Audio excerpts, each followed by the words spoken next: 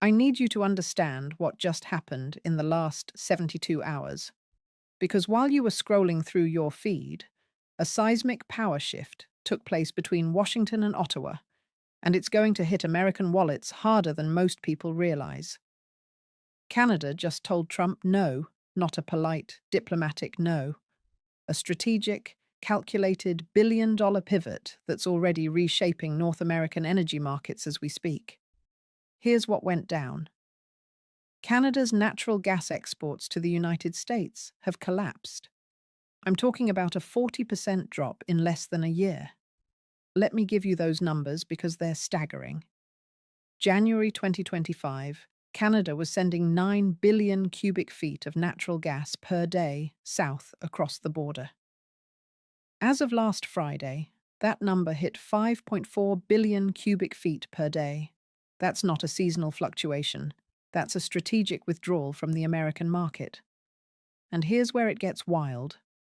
While Canadian gas flowing to the US is plummeting, Prime Minister Mark Carney just stood next to Chinese President Xi Jinping in Beijing and announced Canada will produce 50 million tons of LG annually by 2030.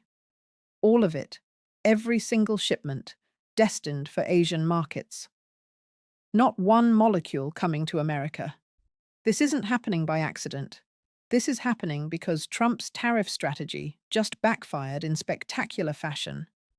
And the fallout is already starting to show up in your energy bills, your manufacturing sector, and America's leverage on the global stage. Today, I'm breaking down three critical pieces of this story that mainstream media is completely missing. First, the real numbers behind Canada's energy exodus and what triggered it. Second, Carney's $116 billion nation-building alternative that bypasses the United States entirely. And third, the geopolitical earthquake this creates for American energy security heading into 2026 and beyond. Because here's what nobody's talking about.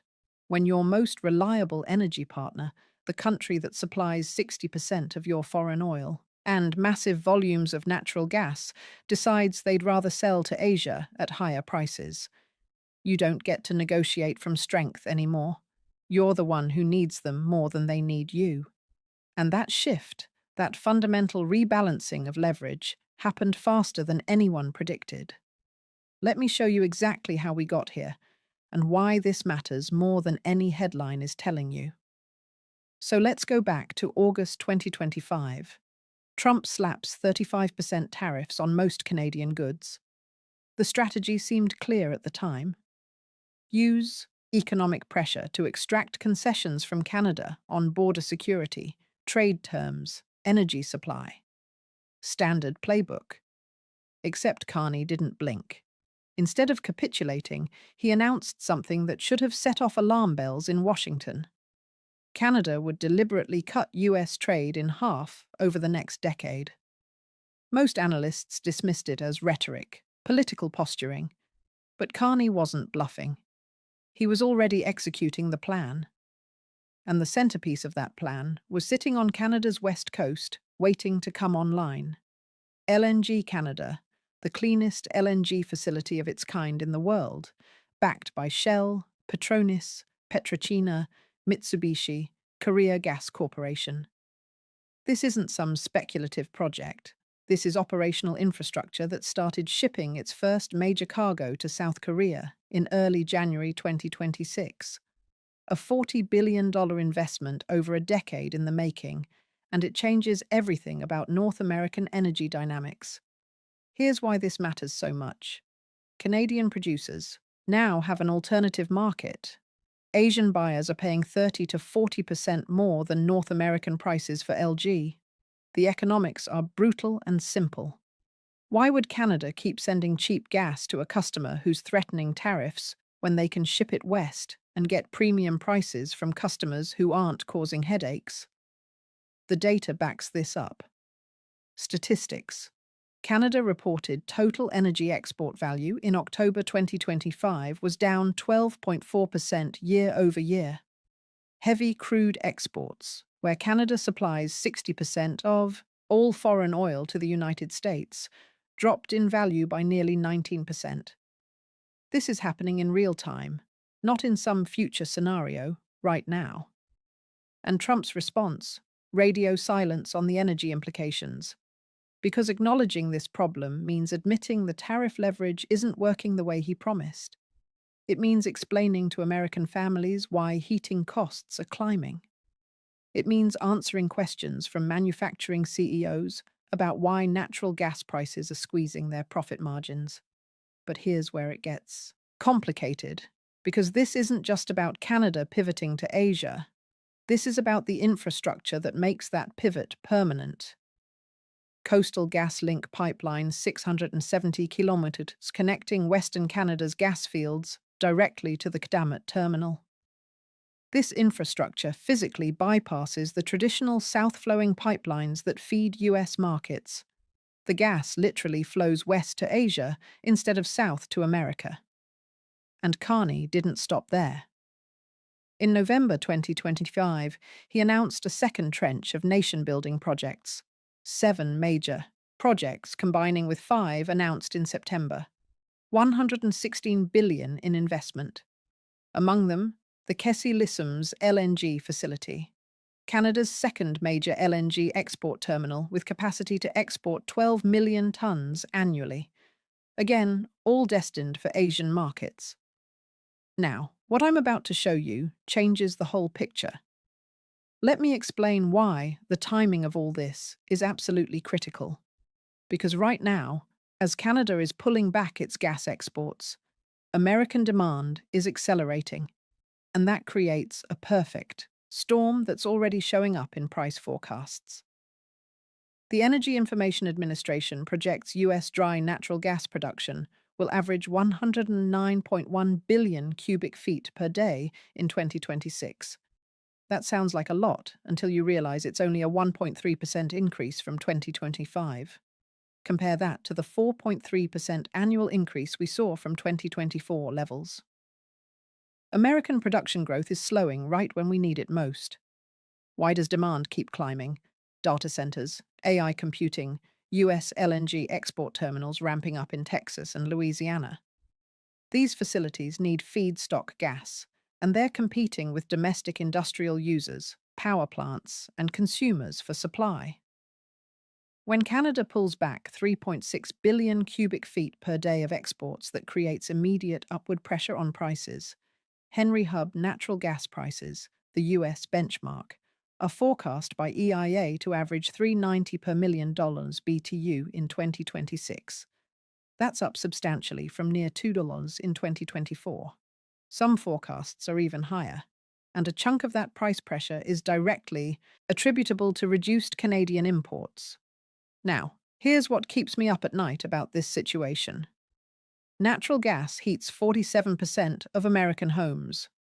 When Canadian imports drop by 40% and domestic prices rise, that translates directly to higher heating costs. A family in Michigan or Minnesota using natural gas for heating could see their winter energy bills jump 25 to 30% compared to 2024 levels. That's not speculation. That's math based on current price projections. And for families already stretched by inflation, an extra $50 to $100 per month in heating costs during winter months hurts.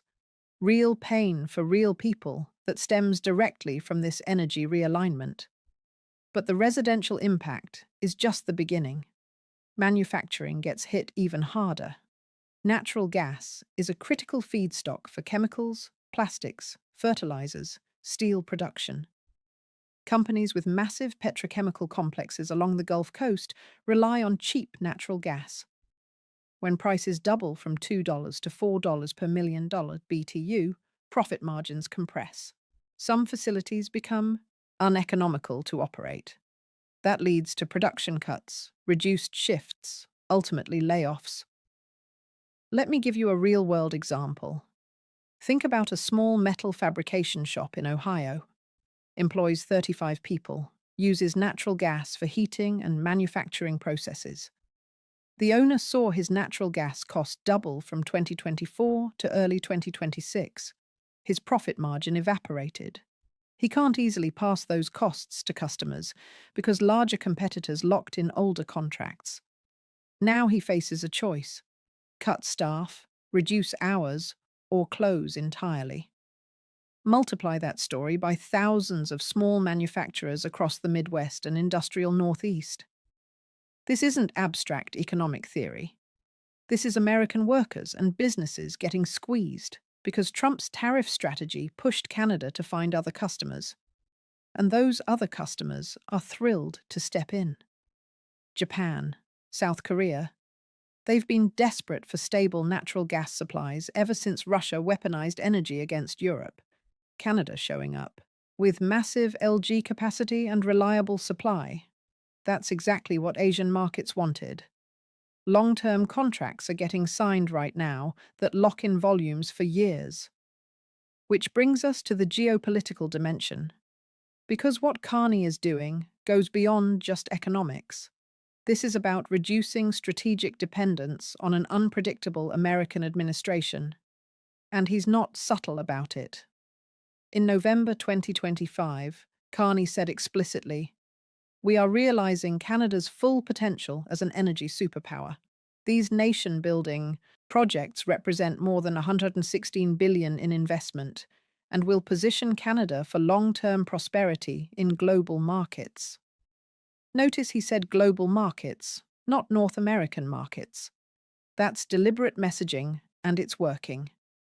Canada's trade with China just reset. Tariffs on Canadian canola dropping from 85% to 15%. Chinese EV tariffs in Canada cut from 100% to 6.1%. These aren't minor adjustments. These are major trade breakthroughs that signal Canada is diversifying away from US dependence at an accelerating pace. Documents from Canada's Major Projects Office show the scale of what's happening. Nuclear reactors, LG facilities, hydroelectric projects, critical mineral mines. This is infrastructure that will take years to fully build out. But the direction is set, and every shovel in the ground, every signed contract, reduces Canada's need for American markets. Now wait, it gets worse. Because the legal framework around Trump's tariffs is creating exactly the outcome he didn't want. Trump imposed these tariffs under the International Emergency Economic Powers Act, claiming national security emergency. Federal courts ruled those tariffs illegal, but they remained in effect through late 2025 while under appeal. That legal uncertainty convinced Canadian policymakers that US trade policy was unreliable. That diversification wasn't just smart, it was existential. And here's the political irony. Republican Senator Lisa Murkowski from Alaska publicly criticized Trump's approach in December 2025. Her, quote, "We cannot tariff our way to energy security. Canada is our ally, not our adversary, and treating them like China makes no strategic sense." Even some Republicans are recognizing this strategy is backfiring, but the damage is done. Even if tariffs get lifted tomorrow, Canada's infrastructure investments are locked in. The LNG terminals are built, the pipelines are flowing west, the contracts with Asian buyers are signed. You can't just flip a switch and redirect all that back to the US market. This is the part that kept me up last night. Let me walk you through what the next 6 to 12 months look like, because this isn't just about today's numbers. This is about structural changes that will define North American energy for the next decade. Short term, over the next 30 to 90 days. Here's what's already in motion. LG Canada is bringing its second processing unit online. That doubles capacity to 2 billion cubic feet per day by March 2026. Canadian LG shipments to Asia will ramp up significantly. Meanwhile, US natural gas prices will continue climbing through the winter heating season, and pressure on Trump from manufacturing states will intensify as energy-intensive industries feel the squeeze. But the medium-term scenario is even more consequential. Canada will finalize long-term LNG supply contracts with Japanese and South Korean buyers. These aren't spot market deals. These are 15 to 20-year contracts that lock in volumes that would have otherwise been available to US markets. The Kesum's LNG project will receive its final investment decision, cementing another 12 million tons per year of export capacity aimed at Asia. And politically, US-Canada trade relations will remain strained heading into the 2026 midterm elections. Democrats are already using high energy costs as a campaign issue in Midwest swing states because nothing focuses voters' attention like expensive heating bills in the middle of winter. Now, here's the historical parallel that matters. This situation mirrors the 1970s oil shocks, but in reverse. Back then, Middle Eastern producers used supply cuts as geopolitical leverage against Western nations. Now, Canada, America's largest trading partner and historically its most reliable energy supplier, is using supply diversification as leverage against Trump's tariff threats. The cause and effect chain is straightforward. Trump imposed 35% tariffs on Canadian goods. Canada responded by fast-tracking LG export infrastructure to Asia. Asian buyers desperate for stable natural gas supplies signed long-term contracts. Canadian producers now have more profitable alternative markets. US leverage evaporates. Reports are coming in from energy analysts that are stark. One major assessment published in January 2026 specifically warned the US is sleepwalking into a situation where its most reliable energy partner has structurally reduced its dependency on American markets. This will create price volatility and supply constraints that tariffs cannot solve, and the ripple effects are already spreading beyond energy.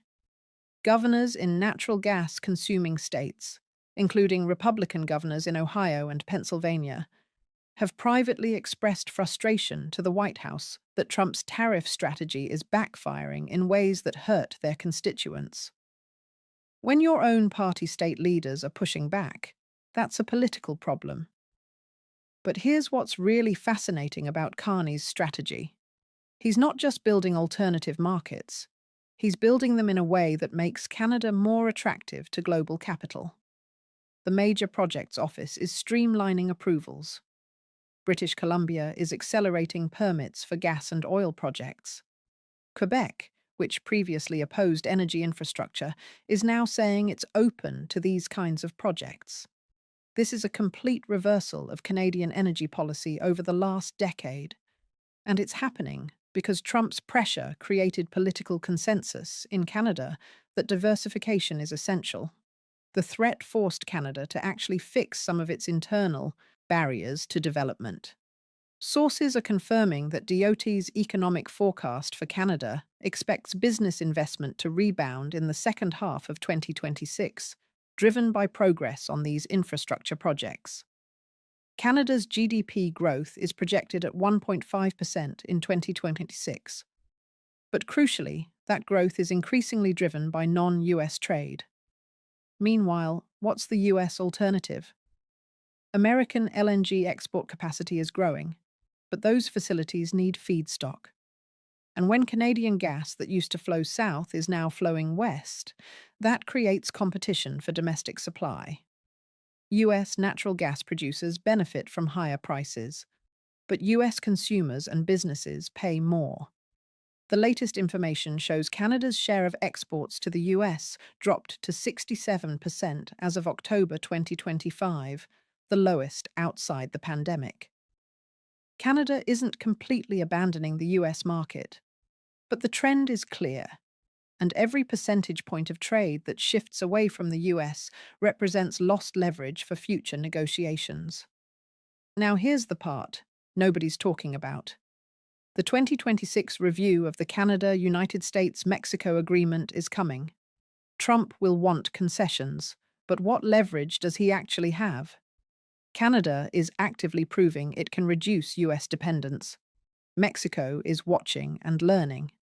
The entire dynamic of North American trade is shifting because Trump's tariff approach convinced both neighbors they need alternatives. Documents reveal that over 500 American business organizations and chambers of commerce signed a joint letter in December 2025 supporting CUSMA ahead of the review. American businesses want stable trade with Canada, but they're not the ones calling the shots. And that disconnect between business interests and White House policy is creating exactly the kind of uncertainty that drives long-term infrastructure decisions like Canada's LNG pivot.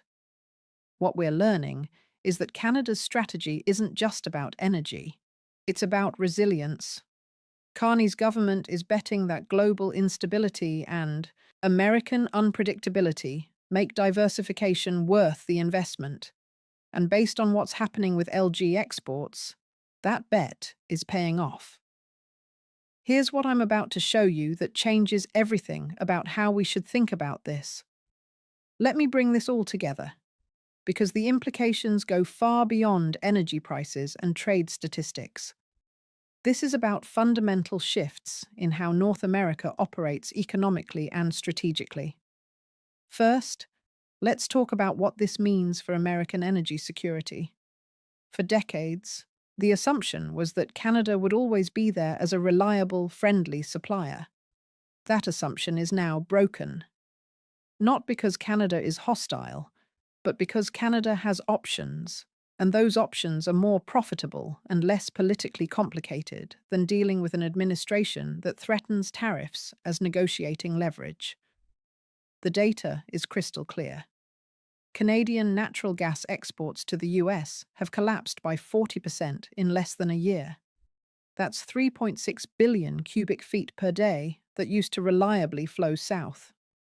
Meanwhile, Canada is ramping up LG exports to Asia, with plans to hit 50 million tons annually by 2030. All of it aimed at markets 6,000 minutes away instead of the customer next door.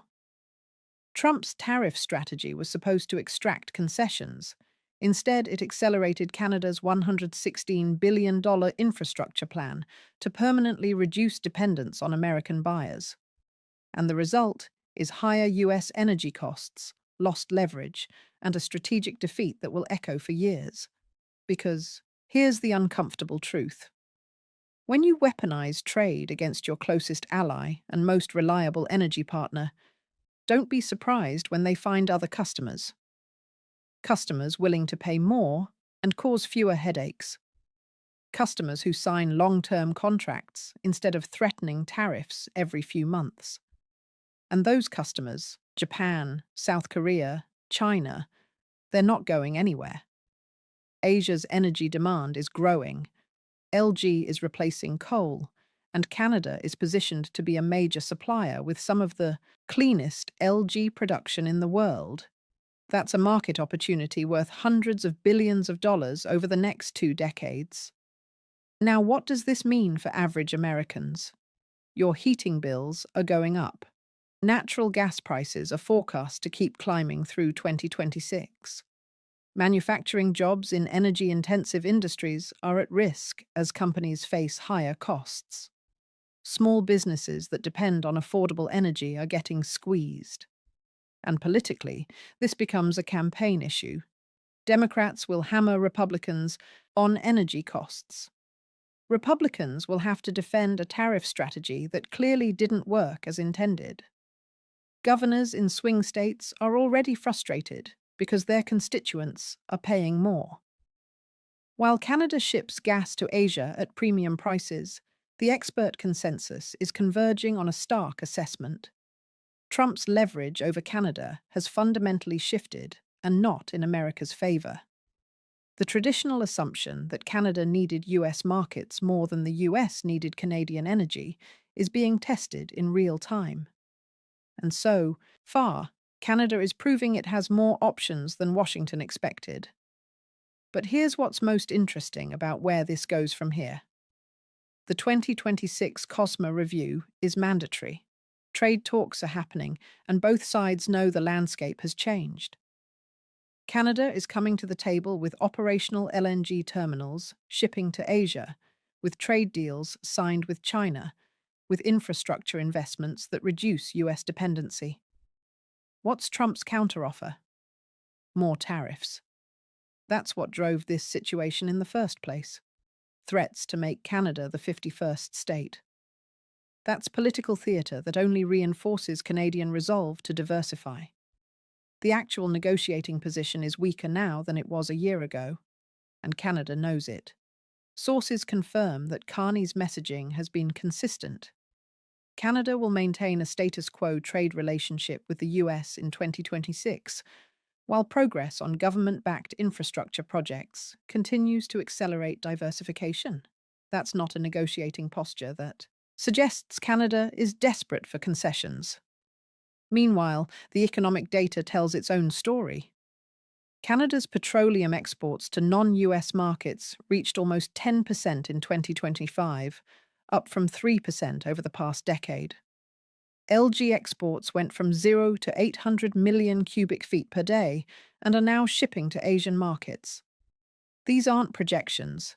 This is current reality, and every month that passes, the infrastructure gets more built out. The contracts get more locked in. The alternative markets get more established.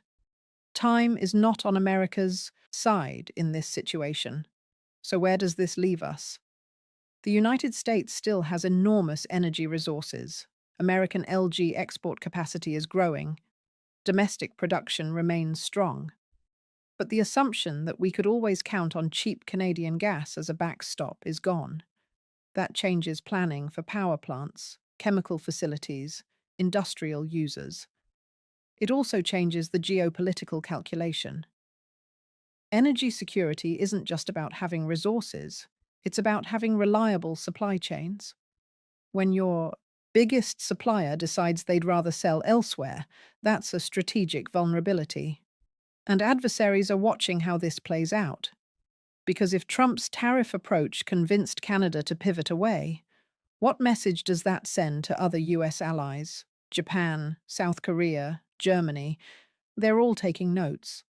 The lesson seems to be that US trade policy under this administration is unpredictable and potentially hostile even to friends. That doesn't encourage long-term strategic alignment. Now, I'm curious what you think about this. Did Trump underestimate Carney's resolve to actually follow through on diversification? Or was this strategic blunder inevitable once tariffs became the primary negotiating tool? Because from where I'm sitting, this looks like a case study in how not to leverage economic power against an ally. Drop your thoughts below. And if you found this analysis valuable, you know what to do. These are the kinds of economic and geopolitical shifts that determine winners and losers over the next decade. Understanding them early gives you an advantage most people won't see coming. Trump asked for concessions. Carney delivered a strategic redirection that fundamentally rewrites North American energy dynamics. And that's not a negotiation. That's a power shift.